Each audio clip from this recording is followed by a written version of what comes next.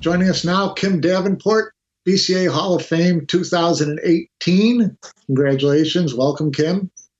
Yeah, nice to be here, Mike. Thanks for having me.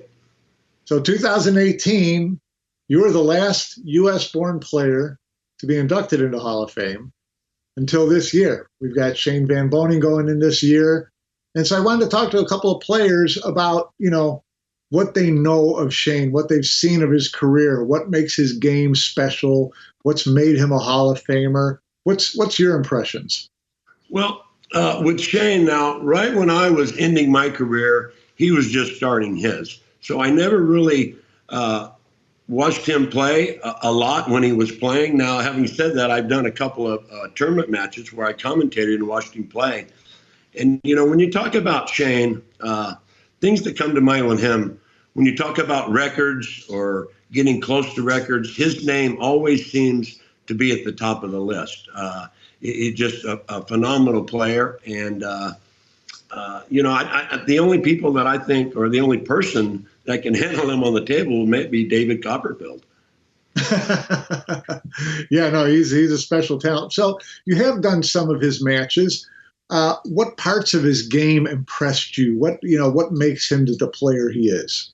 Well, he plays like the players in my era, or most of them, are myself and Earl, and a lot of us back then, we wound up and we shot, and, big stroke, long stroke, hard break, shot hard, you know what I mean? Just an all-around great player and knew how to win. I mean, this guy, it's just phenomenal, the stuff that he has done. I don't know all about his records, but I know 5 U.S. Opens. I know that in itself is a Hall of Fame career right there by far. So, yeah. But having said that, I had Earl on my list as number 1, and the only reason I had Earl at number 1 is because that I went through Earl. Earl was playing with me, most of all of my career, and that's why I put Earl in front of Shane. Now, having said that, also I think their both careers are very similar. So, you might know something that I don't know, and you can help me out on that. But no, I don't think. But that's what happened there, and that why I put Shane at number 2. Yeah, I don't think you can go too wrong. Putting either one of them, one ahead of the other, or one right behind the other. And we're talking about your top 10 list for the top 10 U.S.-born players over the last 50 years. You did have Earl number 1, and you did play against Earl, during his heyday. What was his game like?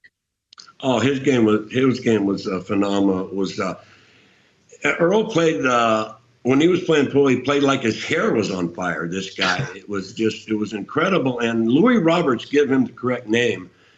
Louis used to call him Strychnine, and I thought that just fit Earl perfect.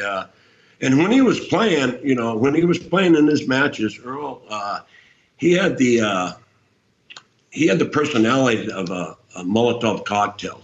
This guy, I mean, it was just incredible. And he might have been the only guy that ever get away with doing that and then coming back and getting stronger as he got madder or more volatile.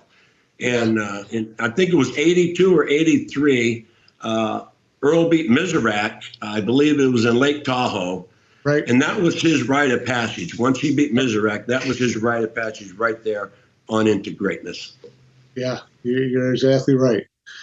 So let's move on your top 10 list. You had Earl number 1, Shane number 2. You had Mike Siegel number 3. Tell me about him. Mike Siegel, Mr. N. I'll get back to that story shortly, Mr. N.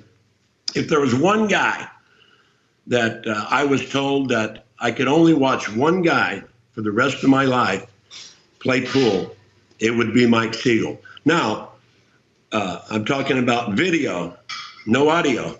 but anyway, Mike was at the table. He was just phenomenal to watch his antics and the way he moved around the table, and he hardly ever shot the wrong ball, made any mistakes. And if he did, he would tell you about it. But Mike was just, I loved watching him play, and I was fortunate enough to beat him in a final, maybe a couple of finals.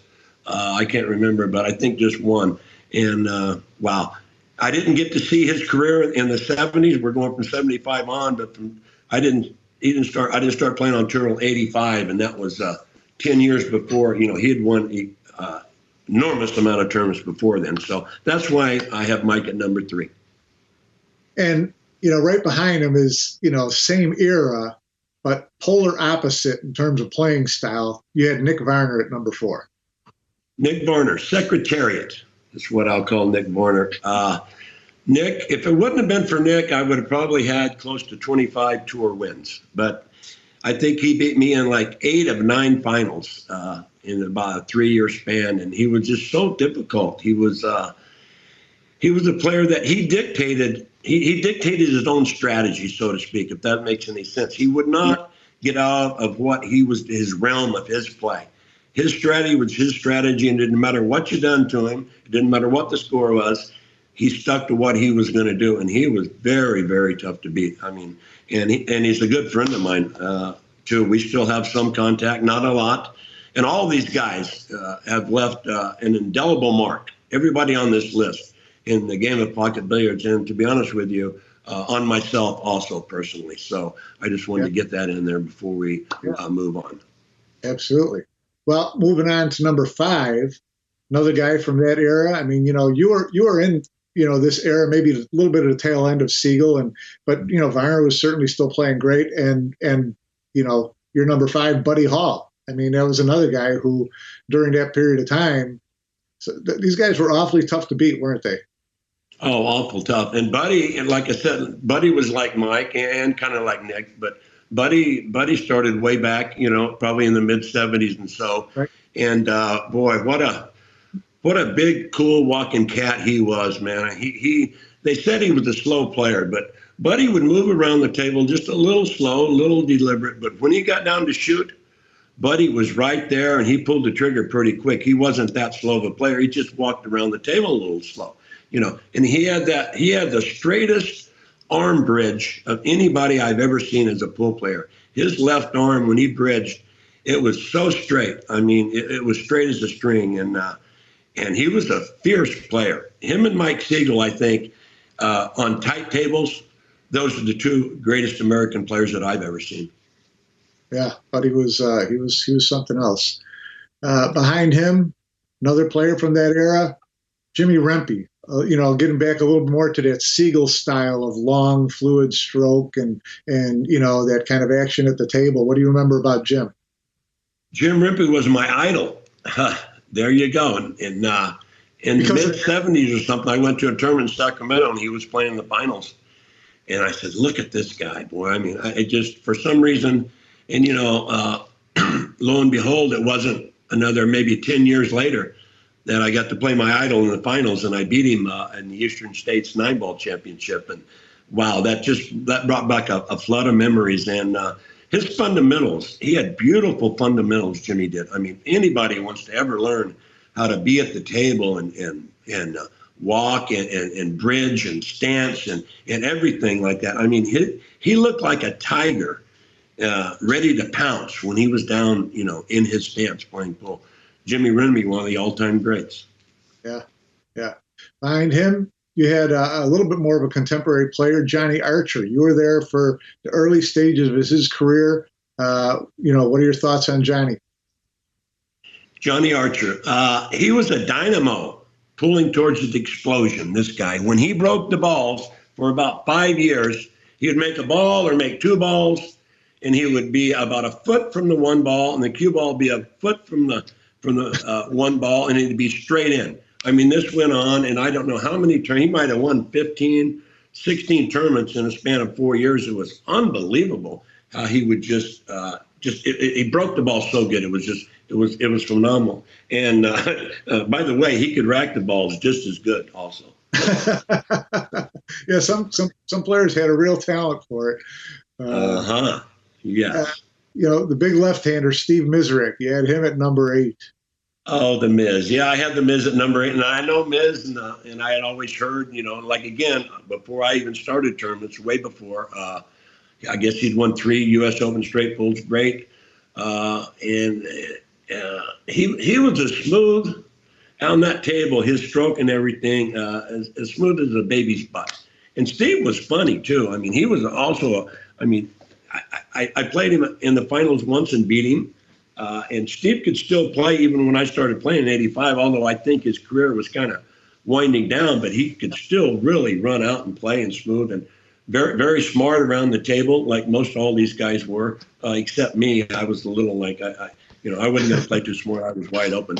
But he was a funny guy, too. I remember we was playing golf at the tournament somewhere, and I was about $100 loser to him. And I said, Steve, can we raise the bet? And he says, looked at me, and he started laughing. He says, I'll tell you what. He says, you put 200 pounds around your waist, and I'll play you for whatever you want. So Steve was a funny guy, too. And, what a great player. What a great talent. Yeah, smooth stroke. Beautiful stroke. Oh, unbelievable he was. Completely opposite stroke, your number 9, Alan Hopkins. He had that short little punch stroke. He did. Alan Hopkins, intelligent. I believe, and you might can correct me on this, I believe he won 2 U.S. Open 9-ball championships. I know he won a straight pull championship or all that. But he was, Alan, winning all those terms. And he won, when I started in 85, he had won before, then way before in the 70s, and then in the early 80s. And then he won several tournaments, I think 4 or 5, while I was still out there competing. They said he didn't have a stroke. Well, you can tell somebody else that. You don't win 2 U.S. Opens and a bunch of tour events without having a stroke. That's for sure. Yeah, no, he was kind of a bulldog at the table, and very gritty player, very hard to beat. Very hard to beat. He was intelligent, very smart, and he would like I said, a lot of these guys they just wasn't going to shoot the wrong shot. Yeah. So we round out the number 10. Who do you have at number 10, Kim? Well, that would be me. Number 10, that would be me. I couldn't in my right mind. These guys I respect so much and revere them. And there was no way, even though it's a possibility that my tournament record might be as good as a couple of them, but there was no way I was going to put myself above any of those guys just because that they were such great players. And like I said, they just left an indelible mark on this game. And as far as myself goes, I would just I'd shoot at just about anything. I mean, especially in my early days in 85, 86, 87, when I first started playing tour, if it stuck out, I would shoot it because I thought I could make everything, kind of like the way Earl was. And then as it got later on in my career, I started playing a little more safe. Now, I probably had lost a few tournaments by going for shots. Maybe I shouldn't have went for, other players wouldn't. But I guarantee you, I won a few tournaments by having that offensive-minded style also. So, yeah. Well, you made your indelible mark on pool as well, as proven by your being in the Hall of Fame. And when you look at that list, you played in an era with all these guys. Those were some tough tournaments to win. Anybody who won multiple titles in the days where Siegel and Varner and Buddy and Rempe and Hopkins and Mizrak and Earl were all playing is a Hall of Fame player. Oh, yeah, and all those guys in the 90s, still like 91, 92, 93, they were all very capable of winning tournaments and did win tournaments.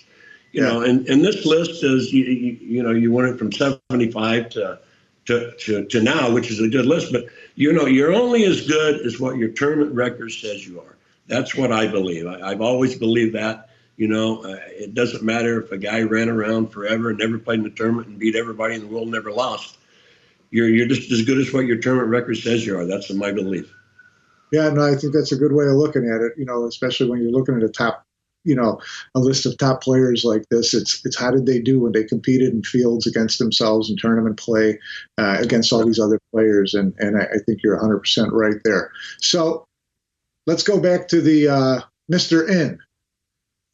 Oh, Mr. N, I'm sorry. I got a little, well, hey, that's right. He was playing a match.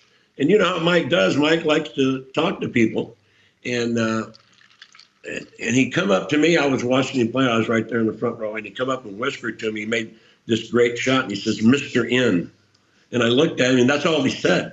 So after the match was walked up, I think we went and had a drink in the bar or something. I said, Mike, Mr. N. He said, Mr. N for knowledge. And that's been a running joke between me and him for about 35 or 36 years now, Mr. N. Mr. N for knowledge. Yeah, that sounds like Listen, Kim, thanks very much for taking the time to be with us today. Your insight was great. I really appreciate your perspective on these great players, and you absolutely deserve to be on that list. So thanks very much for joining us.